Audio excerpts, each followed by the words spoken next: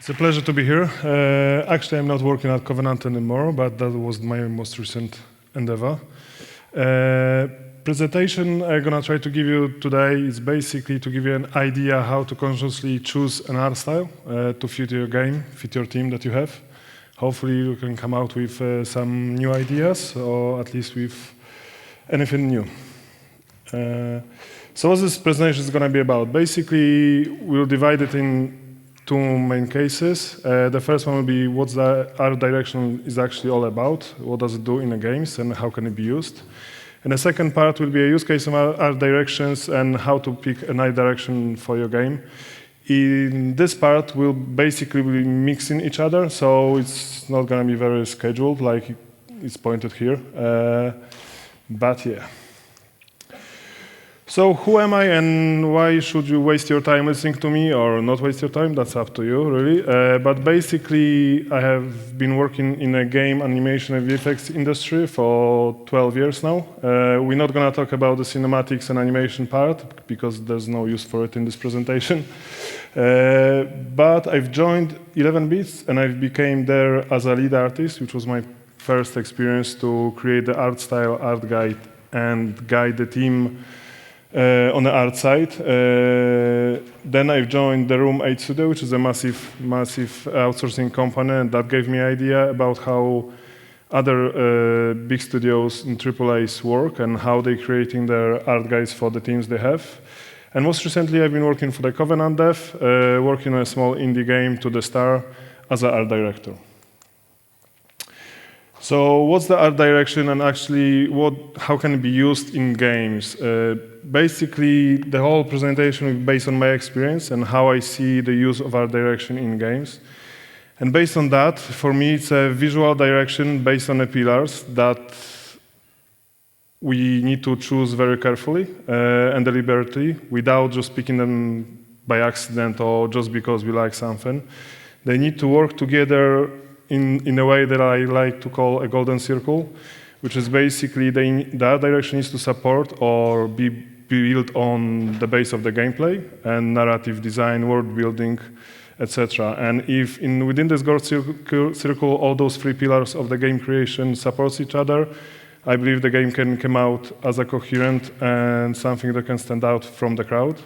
If one of those pillars doesn't work or just been created outside of this golden circle, then usually the game came out and people can feel that something is wrong, even though the players don't actually understand the full process of creating the games. It's the same like with the facial animation, for example, where people know there's something wrong with CGI faces, but they just don't know why.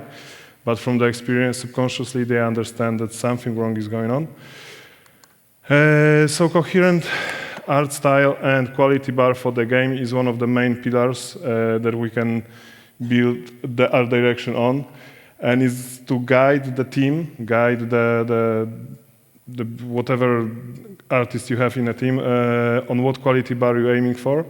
And it doesn't need to be realistic style, it can be a very simplified, stylized, but still need to have this coherency within the whole scope of the game. And even if you are creating an indie game, and that's obviously much easier than if you have a small team to control, but still the art direction and art guides are very useful to help you being coherent within the creation of the game, especially if it takes years and years, and going back to the core idea of the art that you want to create and communicate with the player, it's there.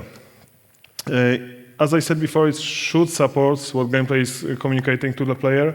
For me, the whole game creation is creating this communication with the player and talking to them and trying to make them feel something that they cannot feel in a real world. And the whole art style should support this rather than just stand on itself. And if you want to create a game that you want the player to feel like a lonely kid in the woods, the art style can support it. If you want to create a game where basically a traumatic event causes you hallucinations, the Hellblade is a great example of how the art direction supported this idea. Or if you just want to create a game that the art style that supports dynamic gameplay, like they've done in a Mirror's Edge, where they basically very simplify the color scheme, but with the dynamic gameplay they had, they couldn't do it any other way. Otherwise, it would be a mix and match, and players wouldn't know where to go. It can be used as one of the hooks, and what I mean by that, basically, in those days, like we are fighting for the time of consumer, and we're fighting with a different media, with Netflix, with people just going outside, doing whatever they want with the spare time. We didn't have to fight so much when there was a COVID, but now obviously we have to. And creating one of those, using art as one of those hooks can be very useful, because usually when we're buying something, we like to we look at it and it's interesting for us, then we decide to have a look closer, and then we decide to buy it. But basically, it can be used as a hook, it doesn't need to be. Like it's been used, very good examples of using art style as a hook is basically Cuphead or Trek to Yomi, where they use a very distinctive art style. But going back to my golden circle idea, it needs to be supported by the gameplay, and it needs to deliver on a promise that the art is selling to the consumer. Not like, for example, the last night, where the promise with the art style was amazing, and everyone were excited about the game itself, but then 7 years later, there's nothing going on just because there was no gameplay behind it. Stylization versus realism is basically, I will try to pick on some basic tools that we can use when creating an art style, and to try to show you how you can pick your battles when picking the art. Basically, it's an ongoing battle, and like the stylization of the game can be picked many ways. You can choose it because you are inspired by something. You can choose because you're trying to tell a story or make people feel something. Or you can just stylize a part of the game and go with the realism for the rest of it. Or you can be very wisely when you're picking the realism, like they did in Alters at 11 bits, where basically they went for the realistic, which is super hard to do, and usually you need a big teams to support this idea. But they created the whole game around just basically one character, which is a clone of each other, which is one of the points that I'm trying to make later on about picking your battles when you're thinking about picking the art style for the game. And again, like when you're picking the stylized, it's on one hand, it's easier to pick if you have a small team because you can control it better, but if the game is getting bigger and bigger, there are different challenges rather than just fighting for the quality like with the realistic style. Color language. Like the whole idea about talking to the player, I will use the language a lot, different types of languages that we can use to communicate with the player. One of them is color. Colors can evoke certain feelings in people, and they can trigger some emotions. I mean, there is a reason why hospitals usually use blue and green just to calm people down and create a safe environment, or why the restaurants are using red and orange to just try to make you hungry. But basically, you can create the whole feeling around the game by just using monochromatic color schemes and just try to emphasize the feeling that you want to get from the player. It's a way of talking to them throughout the color, or you can guide them. Like, again, in a Mirror's Edge, they use it very, very cleverly. Not even talking about the simplicity, but basically assigning a certain colors to certain elements of the gameplay that support, the whole idea of people just subconsciously knowing what to do within some certain color range. Or you can try to build the whole atmosphere throughout the color. Black and white in Limbo, obviously, is the best example for that. But it builds the feeling of loneliness and being alone and lost, especially with the use of black so strongly. Lighting is another language. I didn't put the language here, but basically for me, lighting can create the whole story itself. And when picking the art style, it's one of the most important ones. I will give the same example is by the artist Peter Tran on the Art Station, but basically it shows like with just use of lighting and little amount of color, you can create from the same space and the same models, you can evoke different feelings for people. If you want to feel them lonely and empty, or if you want to give them idea there is something dangerous going on, or if you want to introduce them to adventure and invite them to this new green world that you can just basically explore. Lighting is very powerful and again can do a lot. It can save the whole look of the game or destroy it completely. You can use it like in Control. You can use it also to guide the player, the same way you use the colors. So you can use for example, it shows there is a danger there, which the red color is coherent to. Or you can invite them to a safer area and trying to guide the player throughout the light itself. Shape language. Shape language is one of my favorite ones because it can be very simplified or it can be very complex and it can be used in many ways. On each project I worked on, we're trying to create the shape language to communicate with the player, either to basically evoke some ideas in their heads or to create the feeling in environment or within the characters.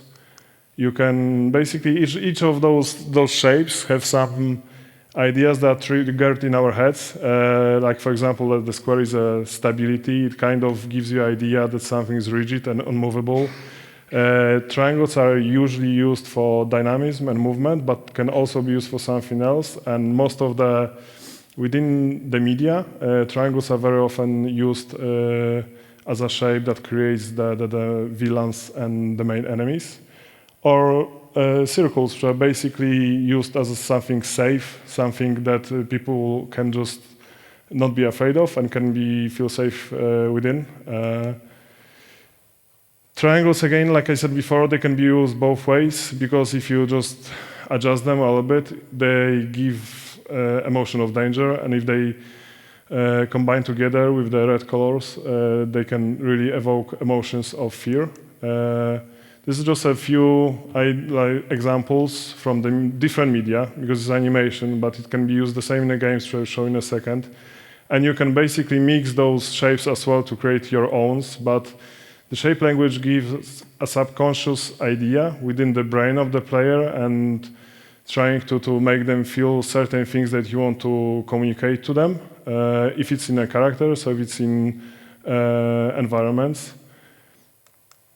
And it's the same example, exactly the same. Basically, obviously you need to imagine that those shapes are bigger and they're not so rigid like on original examples, but they can be used within the game design and the art styles as well. How do you want to play the feel? That's one of the main things when creating the art style.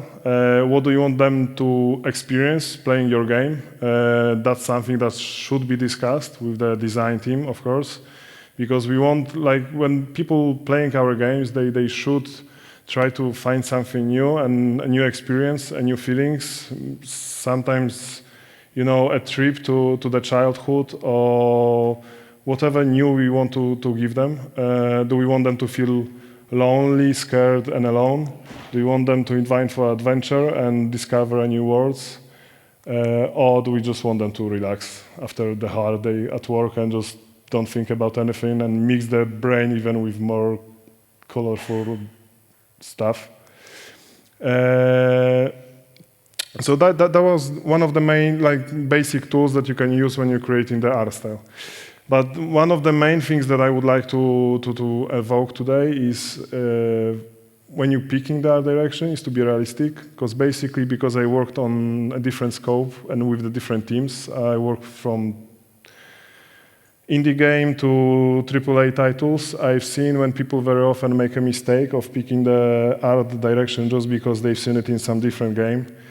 They are a singular developer or they are indie developer and they're trying to make a AAA quality game or AAA scope game and just go crazy with amount of assets and with amount of detail. So it's always good to just look at your team, look at what you've got, and rather than just trying to copy something from what's been done already and you can just imagine that you're gonna make it yourself. To just find an idea, basically when you're a singular developer, just be careful, choose what you want to do and be realistic. Don't go crazy with amount of the assets you want to create. Very good idea is to look for this hook, especially if you're making a very small indie game. It can give you a chance to stand out from the crowd, especially on the indie scene, where people just like for example, when you were walking around the indie booth yesterday, like the first thing you do is just look on the screen and you see what you can see on a screen, and then you start playing it. And the same is like within the developer. Without marketing and stuff, it's really hard to stand out. If you have a small team, just pick your battle. Just be very careful, like they done on the Mirror's Edge or they done on many other games. Just try to find the ideas. Try to find what you can achieve. For example, like even with the Sea of the Pirates, that was the game, I think, when they stylized the whole game and they decided that most of the screen is sea. Sea of Thieves, that's the title. They focused mainly on a sea shader, on a water shader, just because that was the area they wanted to fight. And don't pretend that you are like AAA, because that usually bites in the back. People trying to make realistic stuff with X amount of characters and with the facial animation and whatever else, and it very rarely works. And for example, like 11 Bits did with Alters, they picked their battle. They didn't pretend they are AAA on this project, and it works well for them. But there is a lot of examples which I won't give just because I don't want to show people's mistakes. But there is a lot of games out there which you can tell that people didn't think about what they were doing on the beginning, and then they just rolled with it, and it came out as like a B movie in 80s. And if you are a AAA studio, just try to look for originality, because there's so many copies of the copy of the copy. Like all the Assassin's Creed and AAAs, they have, from my perspective, they have such a big opportunity to create something new, and very often just being forced to create a copy of something what's been done already. And especially now, when there's not so many games coming out, just because of how it is, we have a space to start looking for something new and just make something creatively unique. Where to look for the inspiration? I mean, we can always look for the inspiration within the games, of course, but that's something that's been done already many of times. It would be really cool if people would try to find something original. If it's basically 1920s cartoons, like they've done in a Cuphead, and they've done it really well, that's something that stands out from the artistic point of view, and then the game defended itself, so that was awesome.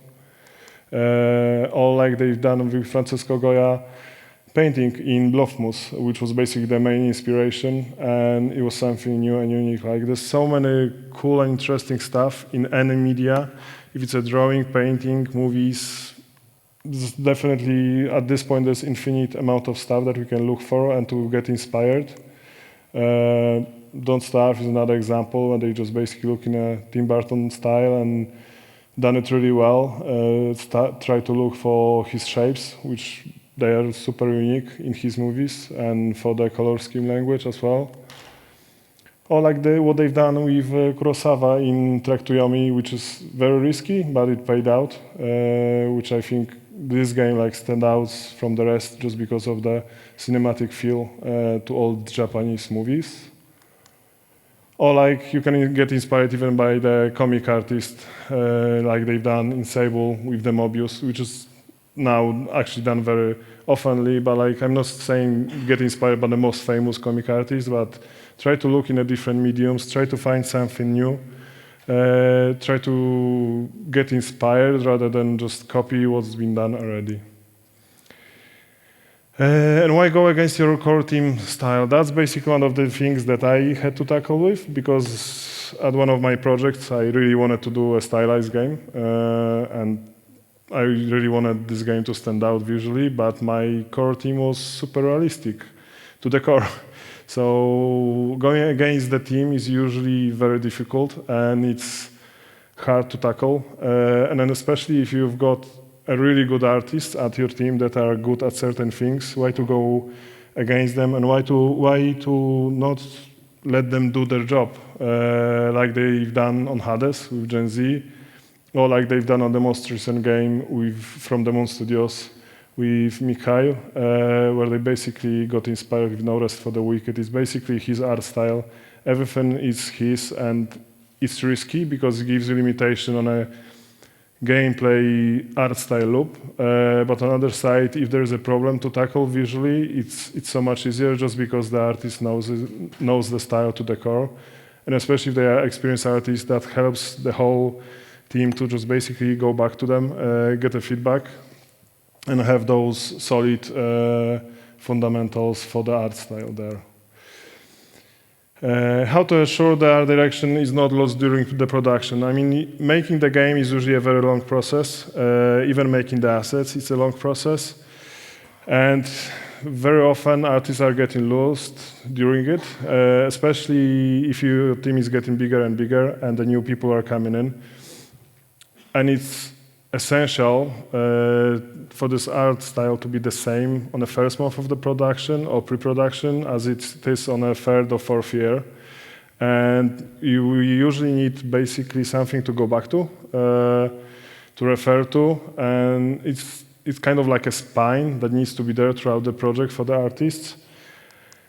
So setting the clear art pillars is the main thing, and on every project I've been working on, it's basically a set of ideas. It doesn't need to be, like, let's say, a certain shape like I was showing you before, or like color scheme. It can be just an idea or just a reference from architecture, history, painting, anything, something that people can refer to, can understand why the feedback they've been provided with is the way it is. I would just give one example of the control here, just because it's one of the games that's been the most clearly defined, in my opinion, artistically wise, even though it's realistic. But they had pillars. One of the pillars was brutalism, architecture, and it can be seen throughout the whole game, and you can see that they've referred to it at all the times. That's what I've been trying to do with the project I've been working on as well, to have these certain pillars, and when giving feedback, you can keep referring to it, and artists can very easily pick up on it with the time. On the beginning, maybe they won't understand everything exactly why you're doing the way you're doing, but with time, it usually comes to understanding.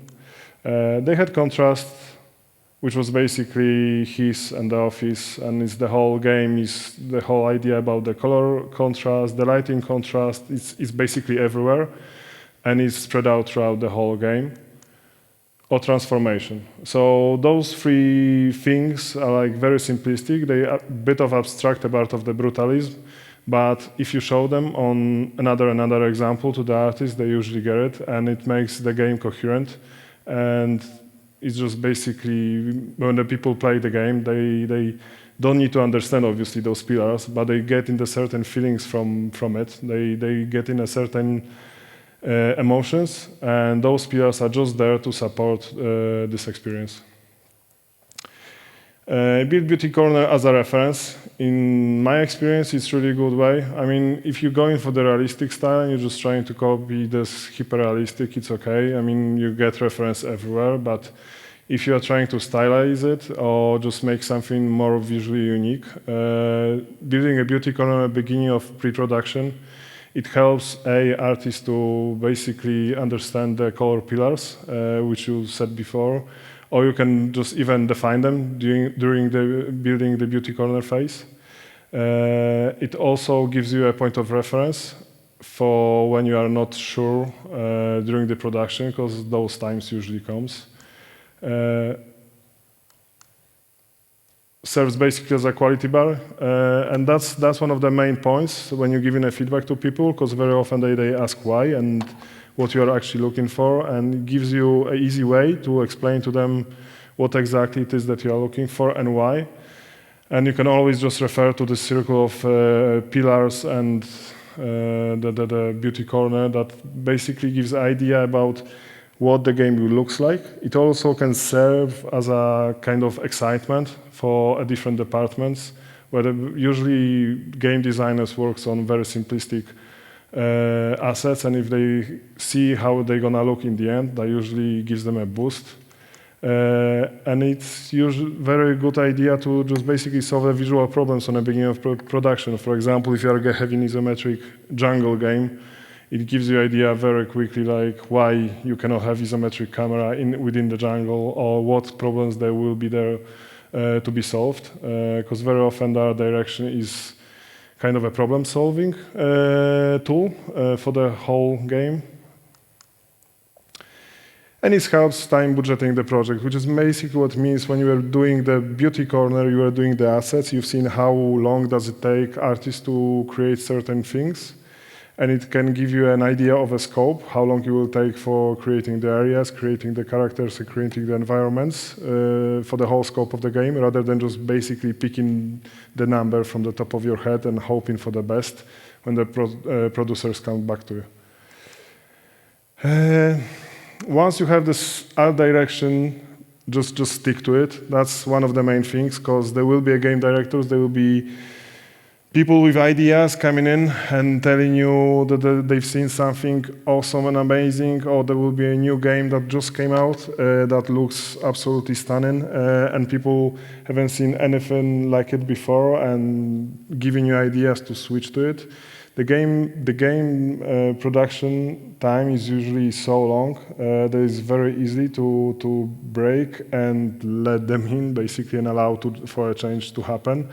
But this change can be very costly, especially if it breaks the golden circle that I was talking about before.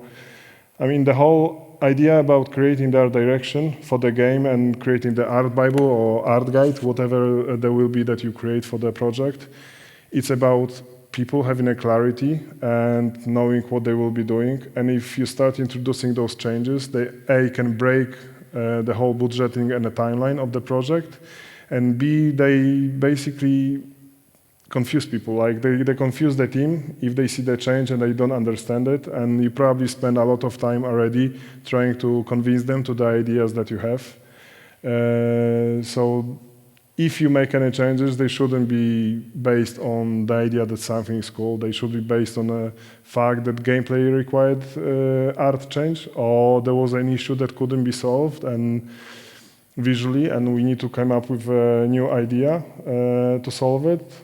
And also, when you're making this change, you always need to look on the, like when I'm referring to a budget, is usually about the time, not about the cost, because the time is a cost, which is basically the same. But the time budgeting is super important, and if you're making a change to the stylization or the quality of the game, the quality bar that you want to make, it's super dangerous to change the time budget and don't meet the deadlines. And not hitting the deadlines, it basically gets back on you, confuses everyone, and there's not a nice place to be. And even if you introduce those art changes, like I said before, they need to be coherent with the gameplay. From my perspective, everything is based on the gameplay, and art should support it. It shouldn't be other way around. And if we creating the art guide and then making the changes, they need to be coherent with the gameplay. Otherwise, the people will feel that something is off. That's the first thing. And second thing, it's very, very easy to just make another game that's average just because you want the art to stand out. And the game is a medium where basically everything needs to work together, which is very different from all the other mediums where, for example, in movies, you just have the idea of the story and, let's say, art working together. Here we have another element, which is a gameplay, and that's a core part of the game itself, because the art can make people play for the game for 5 minutes, but it won't make them stay longer. And that's it from me. It's a short presentation.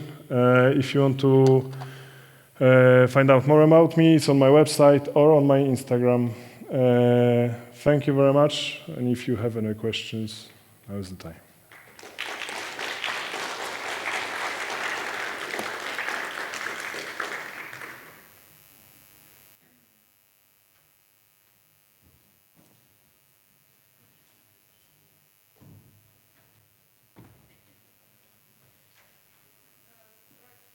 Hey, I also. Hey, cool presentation, thank you very much.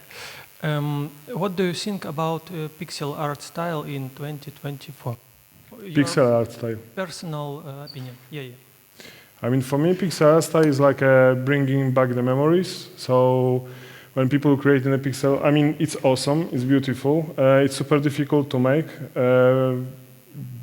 You need to have a good pixel artist, but it can bring back memory for people from the childhood, especially for me and those older generations, and can create a gameplay that basically you need to focus on the game itself. The game needs to decide, like the pixels on its own, they won't sell anymore, especially when they try to make, like this the last night when they made this 2.5D pixel looking awesome game.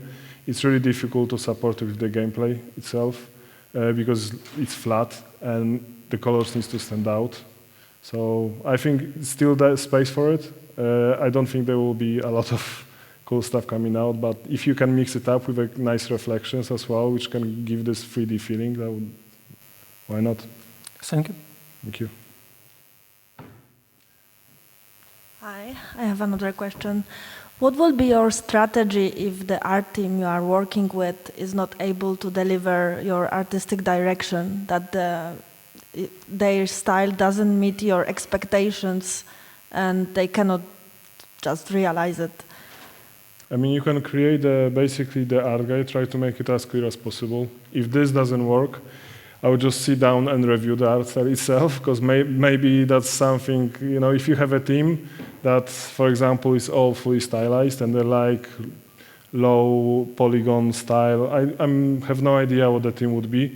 But the way I worked in the past, I basically look at what people are doing, how much you can bend them to your will, because there is a space where you can mold them a little bit, but also there is a space where you shouldn't force them to.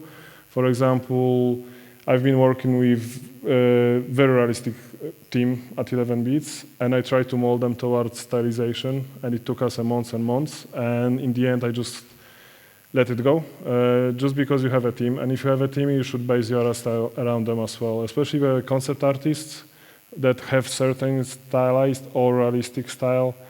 It's not a good idea to force them to it, but if you build a big library of examples and maybe try to inspire them to at least try the style, that could work. But it's a human connection. You need to feel them out and see if it works or not, and if they actually want to do it. Because the worst case scenario is they're just gonna quit because they don't want to do the stuff they don't want to do.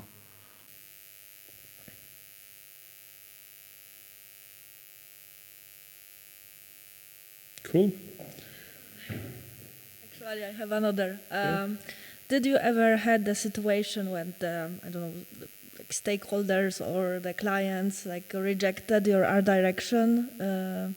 What would you do? I didn't have a situation like this. I have a situation basically when you build in an art style. It's not like you're being closed off in your own room and you just do it on your own.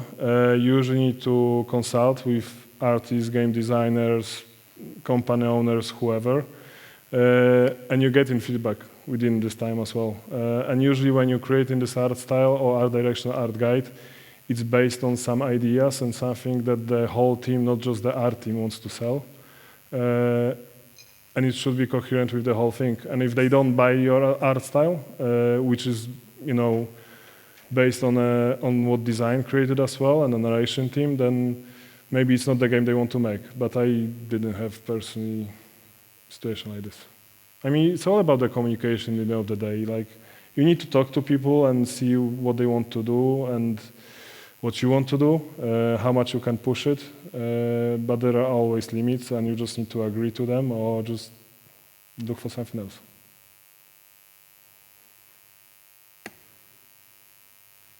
Cool, thank you. Have a nice rest of the conference, guys. Thank you very much.